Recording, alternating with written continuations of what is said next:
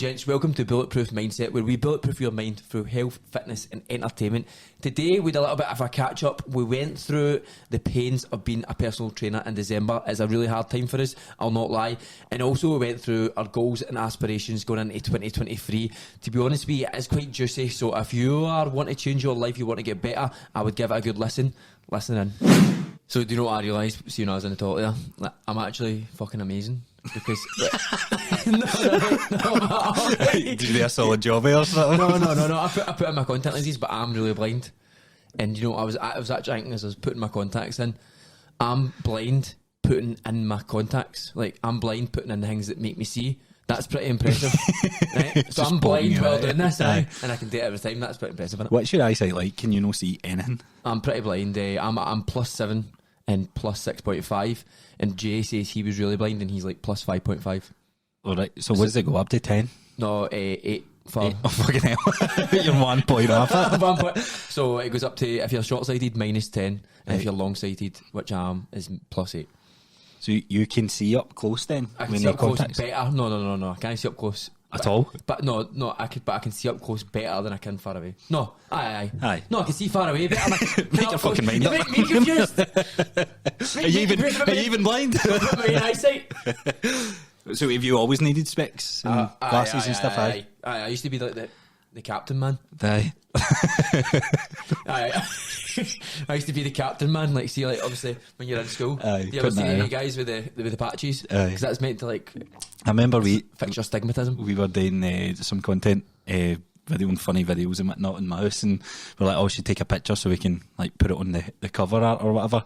And we took a picture, and you're like, I can't see fuck all. Your eyes like reflected that, and you're like the camera was here, and you're like, see when I've been in night suit, right? Or see sometimes if I get really drunk, I'll be looking at the camera in my eyes. I'm looking at there. You're miles up. I'm swear to God, I was looking at the camera, but I don't know how it works. Nah, good. So this first time I was catching up, man. It's been this is the first week we've not been in each other's company like every day, so I've not seen you a week. So we're recording a wee episode on Friday instead of Monday because you. So do you feel quite good doing it today? I feel good. Do you? Mondays are my days. I'm hyped up my Monday because I'm hyped up the day, mate. I was saying this to Christina, like I love a day actually sitting down, love chatting, just really producing content for the 10 to 20 folk that are tuning in. But I do enjoy podcasting. So Monday I'm like hyped up, and I'm not gonna lie, when you text us, I was like, oh man, I was like, nah, like we can always reschedule, but I didn't know what to do with myself on Monday, so I was walking about the gym like, right, I'm just cleaning this bench here, and I'll just hammer this nail in here and do whatever. But I was lost. I was genuinely lost because that routine. But so you feeling better? Feeling better. So see, one thing I've done though, and I think it's brought my creativity back on crazy amounts. Right, so see, we've explained it before that I don't listen to music on the way to the gym. See, when I'm in the car now, I just don't listen to music at all. Just silence. Just silence, and like, see, like 10 minutes out my journey, because obviously it's a 20-minute journey for each gym, I just think he's sitting, I'm like, I forgot what it's like to be this creative. Like, see, on the way here, I'll know, like, I'll tell you after the podcast. I don't want to ruin it, because I probably will do it, right? But I've thought of this fucking promotional video, right? I'm going to do it, and it's going to be fucking so stupid. Right. But it's going to be some laugh at the same time. And I was like, see if I was listening to music, I would have never thought of that. Do you know what I mean? Maybe it's a combination of no listening to anything and the plate of eggs that you've got in your passenger seat. So for anybody listening, I might tell this because yesterday James came into my gym, and like, in fact, rewind, if anybody's been kind of following us on social media, we done a video where I drove James's motor and I ran him over. And I jumped into his car, and I was walking. In fact, before I was walking up to his car, he's like, "Whoa, wait!" He goes, "See, when you get into my car, don't be alarmed." I was like, "What are you talking about?" He goes, "There's a plate of eggs in the passenger seat," and I was like, "All right, mate." And it actually there was a plate of fucking scrambled egg. He says it was that morning, but they looked older than a few days. I tell you that. No, it was that morning. That time, it was that morning. But anyway, fast forward a few months, and James was running at the gym yesterday. Stitched up right now. Were you talking to her before this? James is. We're at the gym. We're recording some videos that we're going to post later this week. And he starts laughing. I'm like, what are you laughing at? He's like, Caitlin's just texted me. And I was like, what is it? She's like, she's just went in my motor and it's a voice note. And it goes, James McGinty, you are fucking, you're lucky this motor's a banger because that motor is fucking stinking. And I was like, what is it? And he goes, the plate of eggs is still in there. And I was like, no way, it's the same plate. So that's my question to you. See, if I'm allowed to be honest, it was 2 plates of eggs and an empty plate. You're a fucking clatty bastard. Aye. So you were saying like your house is like sparkling clean and I wouldn't say whatnot. sparkling, but it's nice. It's clean. It's nice, It's clean. it's nice, aye. But you're like Gillian actually. So Gillian, like everything needs to be spotless in the house. Yeah. You see our motor, it's a fucking riot. Right, What is it? I don't know. I just get in my car, driving and go. Do you know what I mean? But you're saying this is your creative space. Yeah. That's what you need. Oh, that's true. You've just that's said true. that. Aye, but it's my creative space as I drive. Fair enough. I don't know. I'm quite a thinker. So like, see when I'm thinking, then the good thoughts come out, and I'm like, oh. But usually when I'm in the car and I'm listening to good music, you're like, right, you're getting all your energy out into the music. You're like, ah, boom, boom, boom. Mm-hmm. And then the last few days, honestly, the thoughts are coming like, this is fucking good. So I was doing, I can't remember the last time I posted my story where I was listening to an audiobook every week. See, since taking on the project to opening the gym, I've not listened to anything. Like, honestly, I'm like, I go to put a podcast on, I was like, my brain, I've got no space to try and learn some stuff just now. No. And that's usually my space to listen to podcasts, but I need to try and bring them back into my life because I'm missing it a wee bit. But see, the thing that I feel with podcasts is you only listen to them when you have that free time, because you listen to them on like fucking 2 times speed. I just don't enjoy that. I just don't enjoy that. No, but I do it. This is me listening to 2 times speed is the same as you listening in 1 time speed. I'm taking in the information and I'm enjoying the podcast. I don't know about that. Do you know what's funny? See, when I listen to something 2 times speed, then I see the people that I follow on Instagram and they're speaking normally. I always think they're high. So I'm like, why are they speaking so slow? It's like, in today's episode, I'm like, whoa, that's weird. That's Probably listen back to us and like, are we fucking high? I don't think we smoke. And I also edit the podcast in like 1.5 times speed. So remember the other day, like you were doing the intro and I was like, that's sped up. And you're like, no, that's how fast I talk. It's like, all right, Joe. My brain was just moving at 1.5 speed. I think that's what I'll start editing them on. No, 1.25. 1.25. Right. Just so it's a wee bit quicker to fire through. Aye. So your week been alright? Week been's good. Back to training clients. I seen some posts on that as well. So Yeah. I'm really smashing it. Just going through changing up my personal training, social media again. Just getting right back into it. I think that for a while there, like we spoke about this before, like giving free content, giving entertainment to people is something that we should be doing. Aye. Do you know what I mean? For free. And that is just what like builds your community of people and morale and rapport. Do you know what I mean? That's what you need to be doing to get out there. If you're not doing that, then why are you not doing it? Aye. And that's what I said to myself for so long. I was like, I was getting a wee bit down and then I wasn't doing it. And then one day I was sitting on the couch. Obviously I've been posting some videos here and there, but my goal was always to post every day.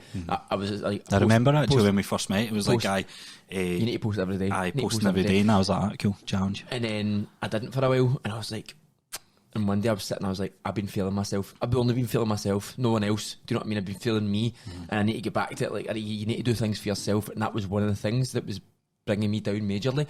That I just simply wasn't posting every day because you felt like a failure. I felt like a failure, and like it's not even that it brings you masses amount of clients, but it brings you satisfaction from yourself. You're going, right, I set that goal back then, and I'm hitting it.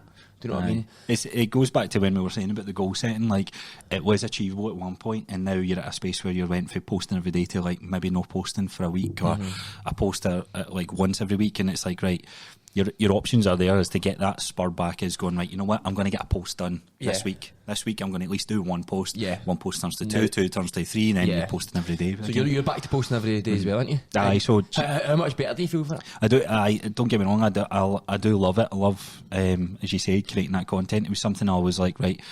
For me, it always came down to like, how do I separate myself? Because when you get a PT, you get a coaching program, nutritional support, you get training plan, you get one-to-one sessions, more or less. That's what the range is. So I was like, how can I how do I separate myself from the masses? Because like people say PT's like is oversaturated, but like it's just you need to be like, if you want, any profession I've worked in, I've always wanted to be the best of my craft, and I'll always strive to be that. So for me, I'm like, right, as part of that, I need to be creating content. Content might be shite. I look back at the post, one of the first posts I made last year, and it was a video that in fact that'll tell you where this came from. So I was speaking to somebody that was wanting to get into PTing, and they're like, I just can't be arsed with that social media stuff. And I goes, well, you can't be arsed making money then. And he's like, what are you talking about? I goes, it's two of the same. And he goes, how is it? How is that post on Instagram making me money? And I looked back at it and I was like, look, I done my first it was a 16-minute video and it took me ages to record. And I was like, hi, I'm Dale Crosser, and I'm this is what you can expect from me as a PT, and I'm excited to get into my journey, all this shit, right?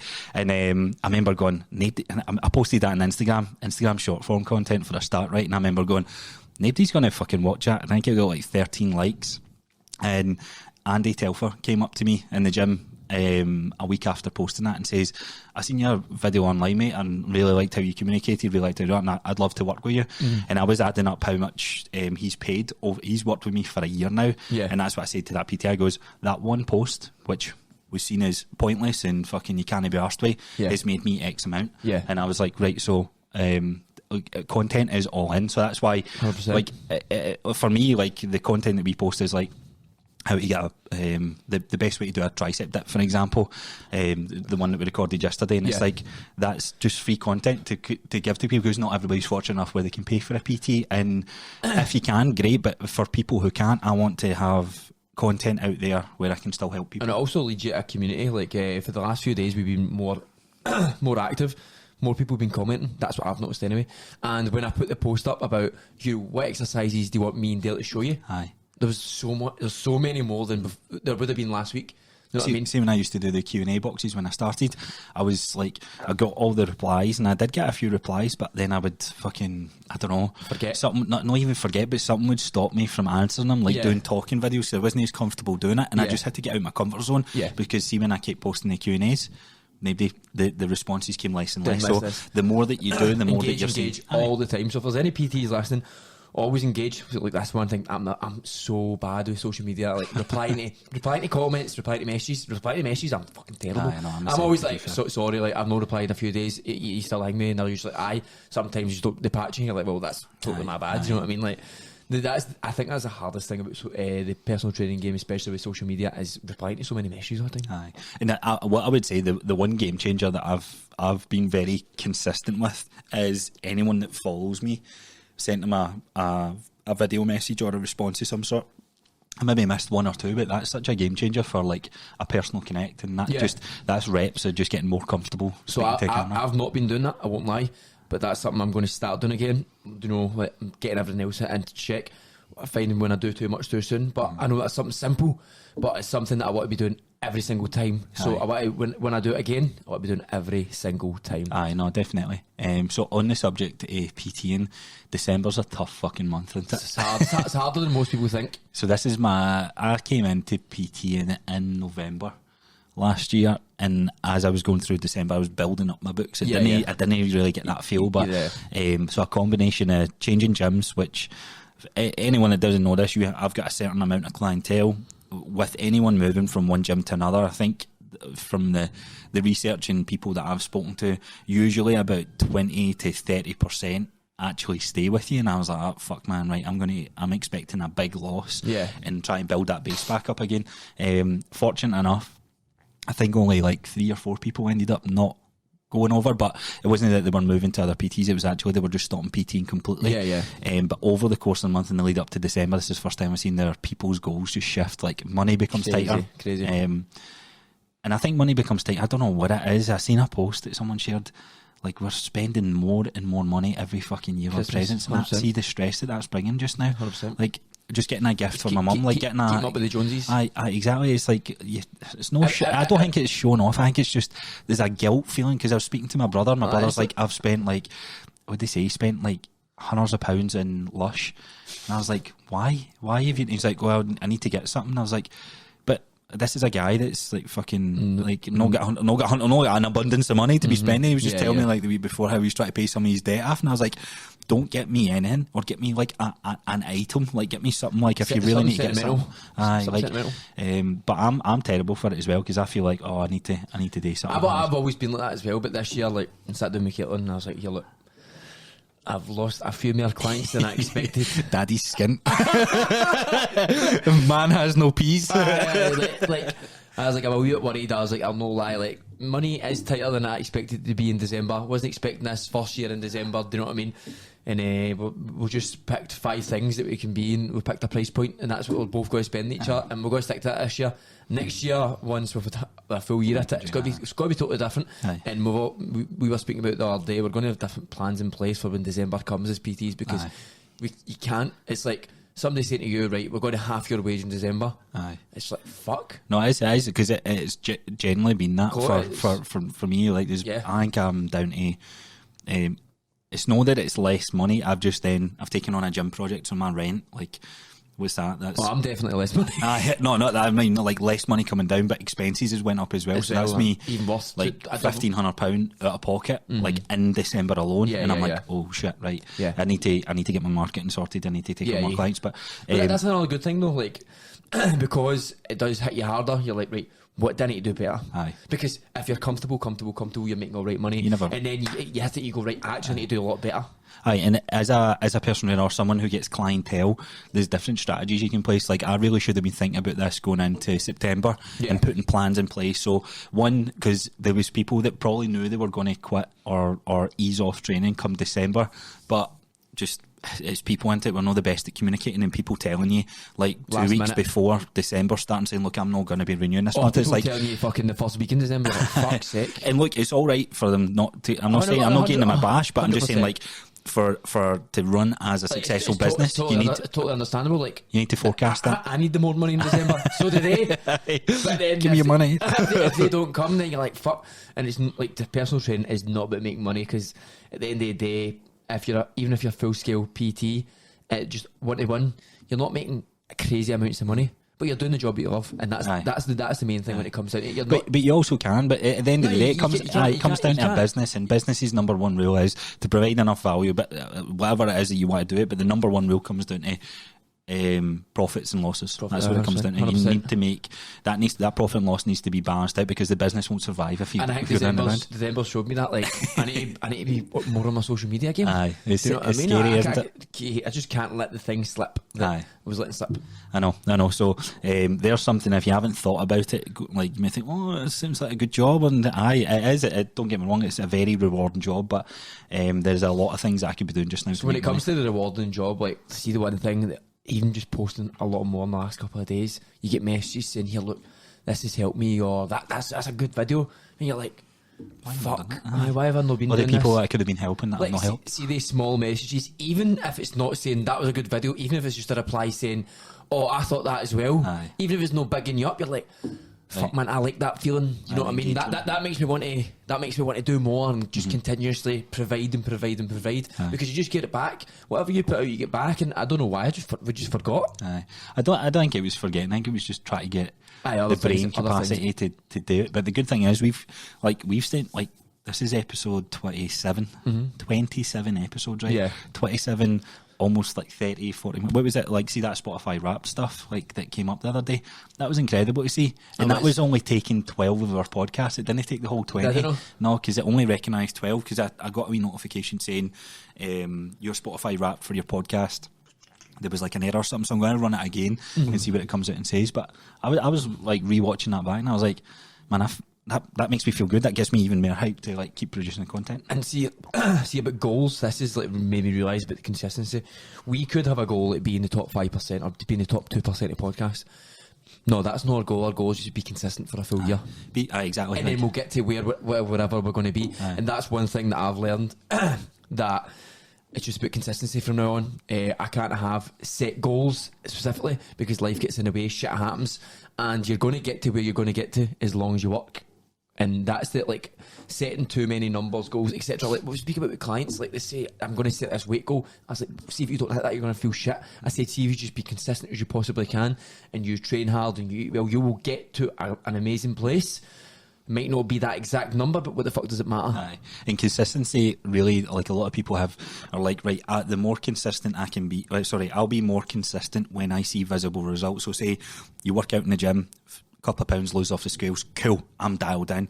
But because you married the physical result from that as soon as that physical result stops, the consistency dies off. You know what I mean? So that's why if you marry like physical attributes to, right, I'm going to work out and I need to see some sort of physical reward from this week, whether it's a strength number, a weight number, or whatever it is. Like the unfortunate thing is with health and fitness and with working out, you won't see that every week. No. As I said before, it's compound interest. Sometimes it goes backwards a wee step, even though you've got everything else dialed, because I don't know, you've been stressful at work or stressful in family and Christmas, whatever it is. Well, I had Nathan in this week. He's been smashing for 12 weeks. I seen him done that. I actually forgot he'd been in for 12 weeks, and he was like, I'm fucking shattered, I'm not sleeping well. And the week before, he fucking smashed it. Like, I remember being in, he was hitting. I was next to you, I remember. He was hitting really good weights, right? And then he was like, I came in yesterday and I honestly couldn't do it. I was like, And he was doing the first set, and I was like, that he's no tight or anything, like he's no getting much tension. I was like, mate, you just need a deload. And I explained it to him. I explained how the central nervous system works. I explained how it's just an overload of stress, and he just needs to bring it back. And then he's only trained twice this week. Even when he came in with me for his personal training session, I said, look, we're not going to be going crazy here. I said, we're just going to talk about what you're going to be doing coming up, and we're just going to lower whatever weights you've done. We're going to lower them. And then that's how he's going to progress from now on. And he knows that, and he's like, right, I understand that. And that's the same. The same goes for everything. Aye, everything. I know. So no just lifting weights. Aye, and there's definitely more fluey type buggy things about, because I've got a couple of clients who've postponed their session, but that first session back in, for anyone that's listening, this is a wee tip that I actually used to post this like twice a month. That first session back, even after a few weeks off or a week and a half off, whatever you're planning on doing, half it, because you're always going to do too much. Well, I'd Robin in a day. She'd been no well for 4 days. She's never no well. She's off work for 3 days. She came in. Any weight she'd done, we put them down. We skipped a few exercises. Aye. And we just spoke. And get blood flow. Exactly. We pushed ourselves on some of the sets, because even with the lower weight, she still had to push herself. Aye. But she wasn't going crazy. And by the end of the session, she was feeling good, but she wasn't feeling exhausted. And then she's got to have another rest day. She's got to do the same in 2 days' time. And then the next week she's got to get back in it. Start scaling up, because the last thing you want to do is go in, beat yourself up again, and then you're fucking floored for the next 2 days. That's why there's a fine line with this whole training to failure mark. I think that's I don't know, like that's probably something I've changed my opinion on, and I keep changing my opinion on. I think there's the right intensity you need to apply, but too many people overdo it. Well, it just depends what your goals are at a certain amount of time. At a certain time, what your priorities are. Do you have? Is your goal just your body for that amount of time? See, if that is, go close to failure every single session. Aye, technical failure as well. Technical failure, exactly. So technical failure without form breakdown. But if your goal is just simply that, like your work's stable, your work's comfortable. Like I've seen Simon Sinek, he says, look, not everybody wants to achieve great things. Aye. They just want happy ticking the box. They just have to do a 95, nice and comfortable, going home, chilling. But if their goal becomes, right, I'm going to do that at 95, I'm chilling the rest of the time, what am I going to do? I'm going to improve my body to the maximum, then go to failure. That's what I would say. But if you've got other things like kids, or you're doing 10 hours a day and you work 6 days on your feet and all that, 6 days a week, and you're an active job, then that will probably fucking deviate or put, what word am I trying to think about here? I don't know. Detract from some of the other things you're working on. Aye. So this is where I was a wee bit more controversial to some other PTs out there, which was, for anyone new starting the gym, if you can't walk the next day, you've overdone it. And that's simply what it comes down to. I had clients where I've trained and they're in that state, like, oh, I'm struggling to walk down the stairs and all that, and I'm like, right, cool, but here's why I'm communicating this, because some people, a very small group of people, love that. But if you marry that feeling, and you marry that, oh, this is how I'm meant to feel all the time. I've had several clients from other PTs, and the pain was that sore the next day that they had to take a paracetamol. And I'm like, right, you've overdone it. Pussies. What? Why? So, and this is what I was saying. Why would you do a 60-minute workout when you can achieve the same muscle adaptation and muscle response in a 30 minutes? And this is why I'm always saying train smarter, not always harder. Now, it's a very fit. That's why I'll marry. You might disagree. This could be another top table. You're wrong, I'm right. I personally don't think you can get the same adaptations in 30 minutes you can get in 60 minutes. I think you could. No. You could. There's different ways that you can change your training. So so here's why I think. Why? Here's why I know I'm right. That's what he's got to say. No, tell me your example and I'll go yeah or no. So somebody brand new, right? Somebody brand new, it's never lifted weights before. Right, that's different. You're going to take them through an hour workout. You can. There's things that you can do to squeeze out that hour. Or you can do less volume in the 30-minute time. Because 2 sets of squats will give them more than enough for what they need to have sore legs the next day. I agree for the beginner, yeah, definitely. Aye, so I'm right. But I don't know if I would rather. I'd rather they couldn't walk the next day, so I'd do 5 sets. What I would rather for them to do is I would rather them to do more volume, less intensity. In terms of, so you'd rather do them 5 sets? 3 to 4 sets, less volume, and then that would create better adaptations. Plus, it would increase their work capacity, so they can get their work capacity up quicker. If you do 2 sets, right? You do 2 sets every week, then you add in the third set, you're going to be sorer. Right? You do 4 sets with less volume, right? You add a little bit. So put some numbers on. So say somebody comes in, says 20 kilo, right? 20 kilo barbell back squats. Right. So if I've got someone, so in fact I'll tell you that this is what you're going to do. You're going to have. So you could have tell me what to do. Right. So you were going to have somebody who could come in. We'll use 30 kilo for you, right? So you're going to have them do 2 sets of 30 kilo, right? At 10 reps each, right? Which is 300 times add 300, which is 600 kilograms in 2 sets. Mm-hmm. I would rather split that 600 kilo over 3 sets. Right. Mm-hmm. And then that increases the work capacity because I'm still doing 30 reps. Yep. Right? But then you just slightly increase. So if you add another set in, what are you going to add another set in it? Do you get me? Aye, right. So this is where I've got somebody new coming in. I'll normally do 2 sets, and I'll do 12 to 15. Yeah. Right? This is how I'm managing it. Yeah. And it's a light enough weight where we can. It's enough reps because the bar's light enough where they can work on the technique. Once they get up to that 15 and they're comfortable up at that 15, weight comes up a wee bit. So normally I only hold that phase for 3 weeks, but that's what I mean. Like, and this is what I say. Someone like Scott, actually, Scott, who I train, he was married to the bodybuilding splits and he loves the full body compound lifts. He says my chest is growing from 2 sets of barbell bench. So I've put a push day in and I do a full body set on a Monday because he comes in on average 3 to 4 days a week. Yeah. So he'll do a full body compound session, he'll do a push day, a pull day, and I've called it a power trigger session day, just something to get blood moving, nice explosive work. Yeah. And out of that whole week, he's went from doing bench press, incline bench, dumbbells, flies, whatever. That was his old chest day. Yeah. And what he does with me on a Monday is 2 sets. What he's been doing for the first 6 weeks has been 2 sets of bench press, a good compound lift, working on that technique and exposing. He says the shape that I'm feeling in that. So sometimes less is actually more when it comes to it. It's because his body is fully 100%. Adapted to that. So and that's what I mean by the like working smarter, not harder. Everybody thinks like if you completely exhaust that muscle, you need to do like for example, grown arms. I know you agree with this. Like doing a whole arm day to get bigger arms. There's other ways of doing it. So rather than doing like a whole session that's dedicated to an hour of arm workouts, adding in like pull-ups where multiple muscles are working at the same time. You're going to tell you one thing. But if you barbell back squat, that'll build your biceps better than bicep curls.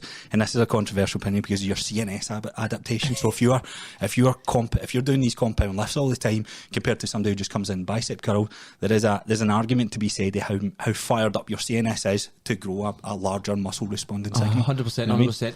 So what I would say to that is you're going to build bigger arms doing an arm day, right? But see, you look stupid. But having bigger arms on a physique that you're not building your back, your chest, your legs, it doesn't actually look. See, when you're naked, it doesn't look that good. The best way you can compare it to is the wee insulin guy that put his big massive bicep, but it doesn't look great. No. So I love an arm day. I do, because you know why I love it. I don't really enjoy it that much because, see, as you said, your CNS isn't fired up. I like my CNS to be fired up. But even when I'm doing heavy bicycles, this isn't enough. But see, the only reason I do love arm days is because some days I'm human like everyone. I can't be arse lifting, and I'm like, 100%. You know what? And then I just get a wee squeeze. I look at myself in the mirror, I'm like, oof, I'm quite juicy. I'm going to do a bit of arms today to get back into the flow. Aye, so I'd hate arm days.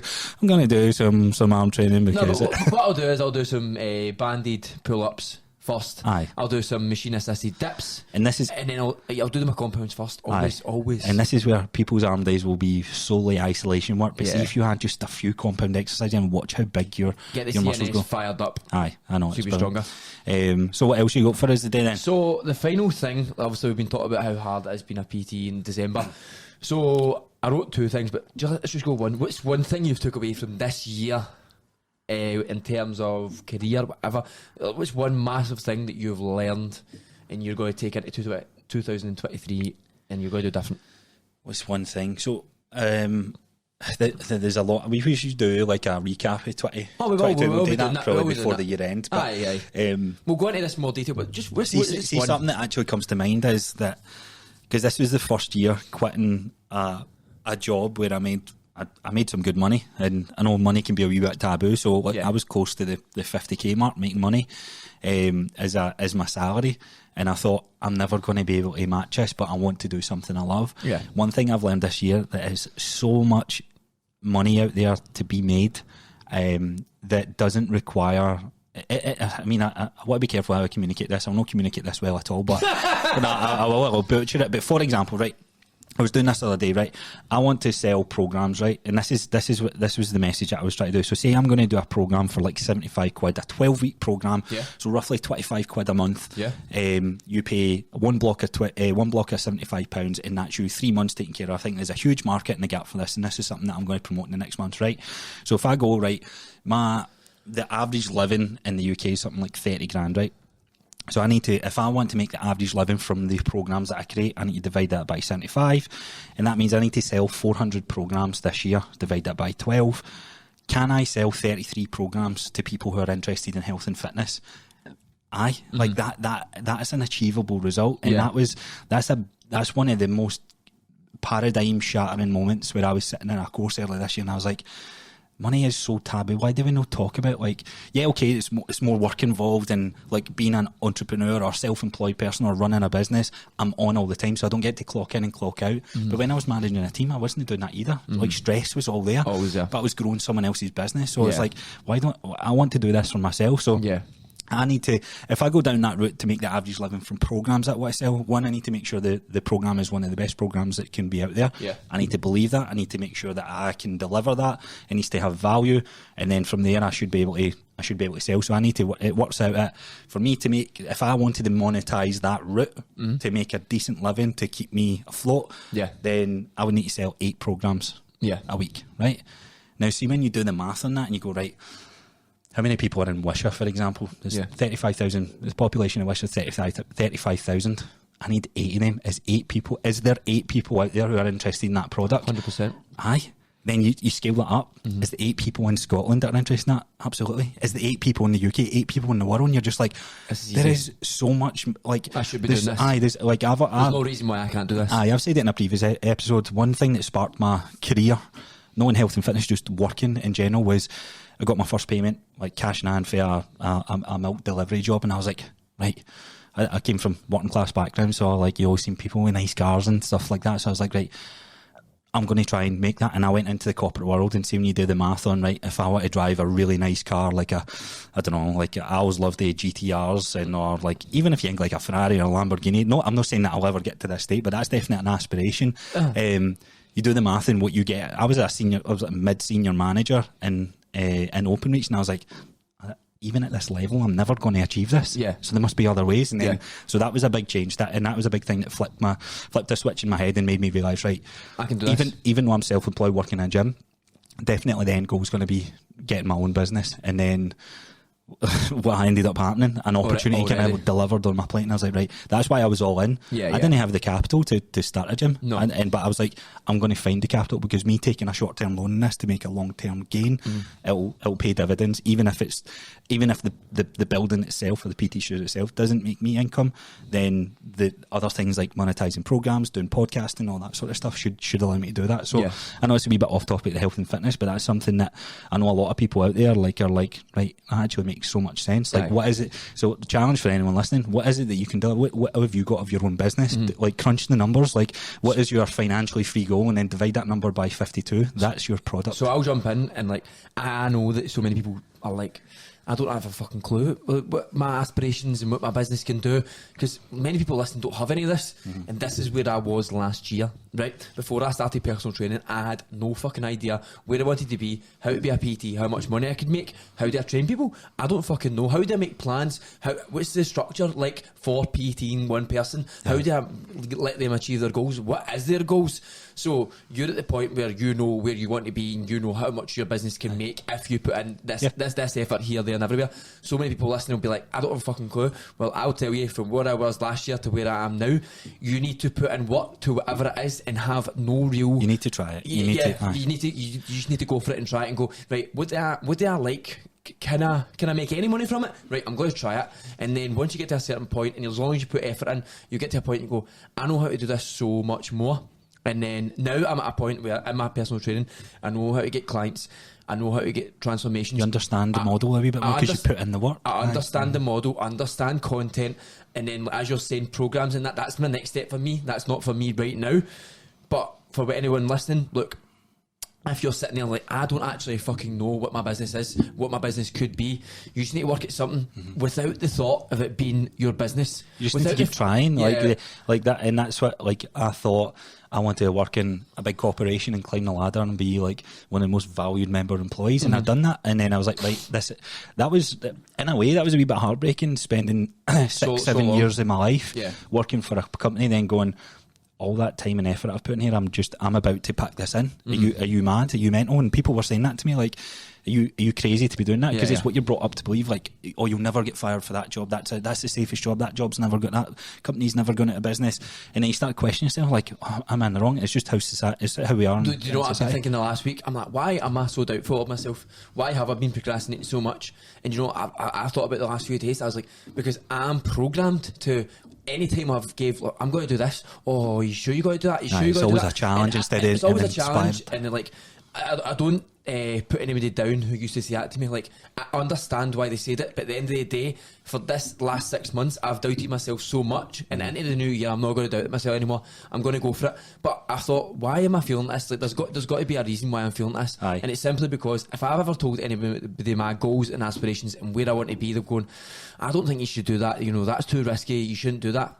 You know what I mean? I'm trying to find a post that I seen there. So there's something that I seen, and I remember when even going for the PT studio, there's people who I consider as very close friends saying to me, "Oh, that's a bit risky. That's challenging." I was like, right.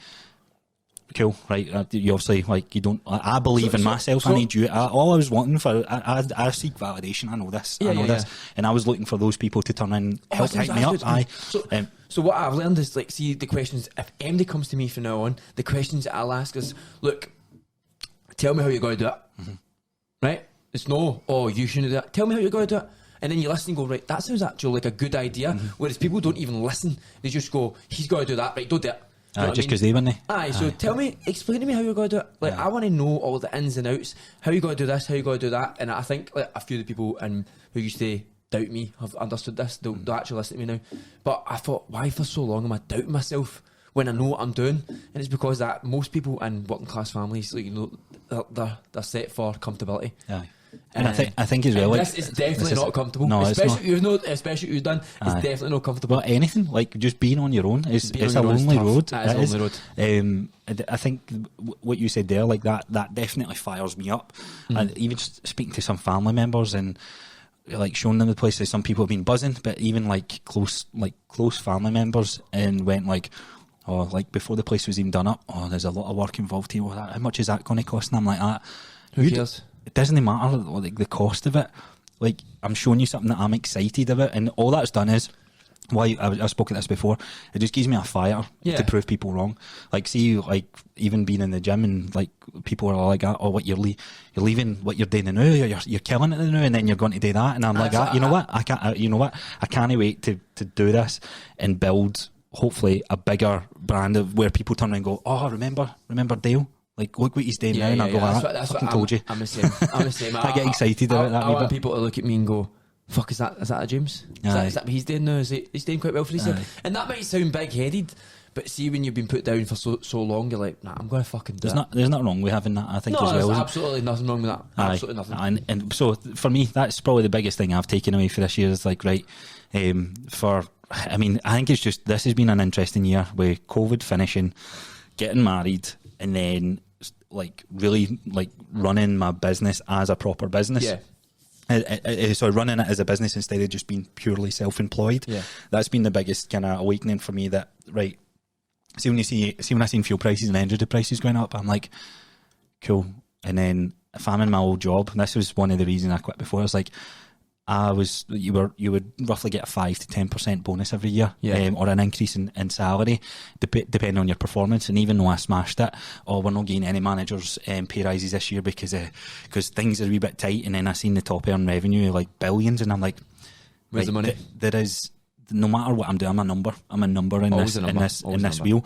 And like you said, like there's nothing wrong with it, because what did I have? I had a good quality of life. I could go out with my friends. I could spend time with my family. But I was like, you know what? I want to build my own empire. I want to build my own business. Yeah. So I'm going to do this. And that isn't. Like, don't get me wrong. I don't know where it comes from, because it's not as if I've got any like no one in my family are like running their own business. My dad's self-employed, but he works for himself. Like, that's a wee bit different. I'll tell you one thing, and I don't want to. If anybody listens that I'm talking about, which you probably won't be, right? But one of my clients in my check-in box, it's ask me anything, and one of my clients asked me, who inspires you? And I answered, I was like, look, it isn't who inspires me. No one really inspires me that much. I don't look up to anyone and go, I want to be them. I look at people in my past and go, I don't want to be them. All right, I like that. That's a nice. Do you know what I mean? Aye. And that is generally how I look at things. I don't want to be that. Aye. No, I mean, I want to be the complete opposite. Sometimes that goes against me. Sometimes I'm too hard on myself, as I've already said. Aye. But another end of the spectrum, it really does drive me on to not be the people and not live that life. Mm-hmm. Is there something like an old version of you? You're like, nah, I can't go back to that person. Not even an old version of me. Just like, see, when I was younger, I was poor. Aye. And I just, when I look back, I'm like, if I was that poor, I would do something about it. How can I not be that poor? And I know there's loads of people out there with different situations, and different situations, and not a lot of money. But for me personally, I don't know how you say that. No. I don't know how this is going to sound, but I just do not want to be poor and doing something that I hate. Because my first job, I hated it, right? And I used to be poor, and I'm like, I don't want I don't want to be here, and I'm fucking skint. I was like, fuck, right, this is going to make me know that skin, but I'm so unfucking happy. I'm like, right, there must be another way to do this, and this is, I think, the journey to go on. No, absolutely. Me and Gillian were having a conversation yesterday, and it was a wee bit heated because obviously there's an energy crisis. Like, my electricity bill is fucking doubled.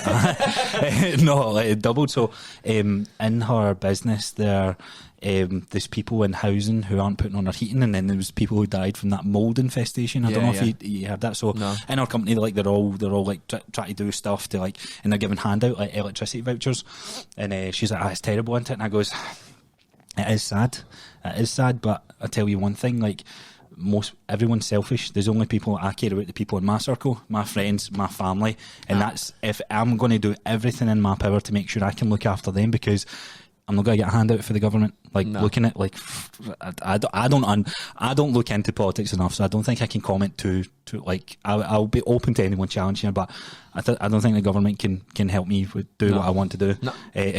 Give me a handout, that's definitely not going to happen. Like, the economy's going downhill, so I'm like, right, how do I then separate myself from this? Because if I'm in a job where I'm getting lucky if I'm getting 5% every year, but the rate of inflation's going up higher than that, then I'm losing money. Like, I'm tracking down as the cost of things is going up. So I'm like, right, I need to be in a position where I can make sure I can look after myself, my wife, my kids eventually, my friends, my 100%, family, 100%. And that's what it comes down to. I think a lot of people call that selfish, etc., because there's a lot of charitable people out there. But I had a similar situation, I had a similar conversation, and I was like, see, to be honest with you, I only care about us. I only care about building us. Like, I don't care about them. And I don't. Aye. Like, see, at the end of the day, it's unfortunate that some people in the situations, but at the end of the day, there's people below you and there's people above you. Right? And but this is the thing. See, if you take care of that, what does the extra income go into? It's not like, oh, I'm going to like like I'm going to keep all this money to myself. What will that allow me to do? That will allow me to buy more things, create more free content, create more free avenues for free like personal training, pay for like blocks and all that. Go into other businesses in the area and pay for things. Create jobs, create opportunities. That's the way I look at it. I'm like, right, I'm going to take over. I'm going to take care of these top 5 important people in my life first, and then I'll look for opportunities, because I'd like to scale up to that eventually. But right now, like, I'm not going to change the the opinions of the government to like give more handouts to people who are struggling to pay electricity. No. Yeah, you can protest and you can do all this and you can vote, but like at the end of the day, that's still like you're very limited in what you can do. Yeah. So interesting one to finish. That was. We'll get some heat for this for sure. No, I don't think we'll get any heat. I'm curious to people's opinions in this. Like, I truly am. Like, if I remember doing a post like saying, lying back there, snoozing. I remember doing a post asking if people were happy with their jobs or do they get job satisfaction. And surprisingly, for the followers that I've got, it was like a 50-50 split. So I know there's people out there that do love the jobs that they're in. But I know a lot of people do a job that they really hate, but they just do it for the paycheck. For the money. Which, don't get me wrong, if you can, it's so depressing. Don't allow it to stress you out. And I said this to one of my friends. I was like, look, your job, like right now, it's a means to an end. You come in, you do your job, you go home, you take a paycheck, and then you can focus on other aspects. So you're happy like to do that, like because he was like moaning about something that was happening. I was like, why does it matter? And he's like, it doesn't. And I was like, there you go. Like, don't let it get to you. Like, whether that situation sees through or doesn't, it doesn't change you getting paid at the end of the month or you doing your role that you're doing. Yeah. You're just getting roped into like the politics that's involved in the corporate world. Like, yeah. That's all that is. Like, cut a line. Like, you start this time, you finish at a time, and crack on. Like, it comes down to that. Yeah, and that's all it is. So like, see, I'll just go back on it for something. This is a phrase that I hate, and my mum and that used to say it to me, and I was talking about it with Caitlin as well. One of the phrases, somebody's got it worse than you. I hate that phrase. I fucking hate that phrase. Somebody's got it better than me as well, man. Exactly. No, but exactly, and that's where you got to go. Somebody's got it better than me. Somebody's got it worse than me. Fuck them. Do you know what? Who cares if somebody's better? Who cares if somebody's worse? I want to be better for me. Aye, exactly, and that's the main message. That is it. That's the main message. Be better for yourself, don't be better for anybody else. Because see if you go and get a job for somebody else to help pay the bills, you've got to get depressed pretty quickly. You know, you've got to do it because it's what you want to do. And if you don't mind, you're chained and you're reliant. If you don't mind working a comfortable job to make a comfortable paycheck, that's fine. Aye. But you've got to do it for you. Absolutely. All right, well, nice little topic for you there today. I just realised I'm wearing my hat. I'm just like, I'm sweating here. I just touched my head. I was like, oh, I've got more hair. I've got more hair. I was actually thinking that, but I was like, I'll just leave them. We done videos yesterday and my hat's hanging all the way up like a big fucking mega mind dome. I'm watching them back and I'm like, why do you not tell me I fucking look like that? Anyway, we hope you enjoyed today's episode. If you're looking to find us, you can find us on Instagram at Bulletproof Mindset UK. You can find James at RawJimFit. And you can find me at Coach Grosser. See you guys soon. Have a nice one.